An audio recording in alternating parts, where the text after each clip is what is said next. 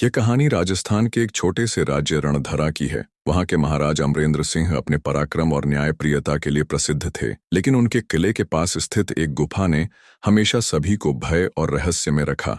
कहा जाता था कि वह गुफा श्रापित थी, वहां जाने वाले लोग कभी लौटकर नहीं आते थे। एक दिन किले के दरबार में एक साधु आया। उसने राजा से कहा, महाराज, वह गुफा केवल श्रापित नहीं है, बल्कि आपके पूर्वजों के गुप्त रहस्यों का खजाना भी छुपाए हुए है, लेकिन उसे खोलने के लिए बहुत साहस और बलिदान चाहिए। राजा अमरेंद्र ने साधु की बात को गंभीरता से लिया और अगले दिन गुफा की जांच का फैसला किया। राजा ने अपने सबसे बहादुर योद्धा वीरभद्र को यह जिम्मेदारी सौंपी। वीरभद्र ने अपनी तलवार उठाई और मशाल के साथ गुफा की ओर बढ़ा। जैसे ही उसने गुफा के द्वार पर कदम रखा, वहां की ठंडी हवा और सन्नाटा उसे विचलित करने लगे।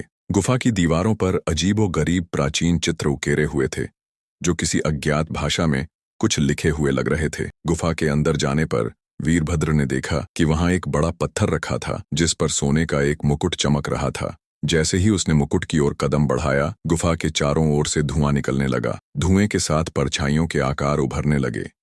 वे आकार मानव जैसे लगते थे, लेकिन उनकी आंखें लाल और भयानक थीं। तभी उनमें से एक परछाई बोलने लगी, यह खजाना श्रापित है, इसे छूने का मतलब है अपनी आत्मा खो देना।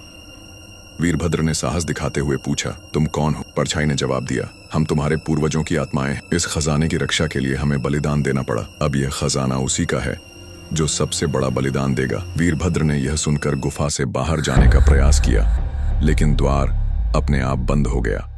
उसने अपनी तलवार से लड़ने की कोशिश की, लेकिन परछाइयां उसकी हर कोशिश को बेकार कर रही थीं। अगले दिन जब सैनिक गुफा के पास पहुंचे, तो वहां वीरभद्र का कोई निशान नहीं था। गुफा के प्रवेश द्वार पर खून से लिखा हुआ संदेश था, लालच विनाश का कारण है। केवल वह जिसे सत्य और बलिदान का महत्व पता हो, यहां आ सकता है। इस घटना के बाद राजा ने उस गुफा को हमेशा के लिए बंद करवा दिया, लेकिन कहते हैं आज भी गुफा से रहस्यमय आवाजें आती हैं और हर अमावस्या की रात वहां लाल आंखों वाली परछाइयां देखी जाती हैं।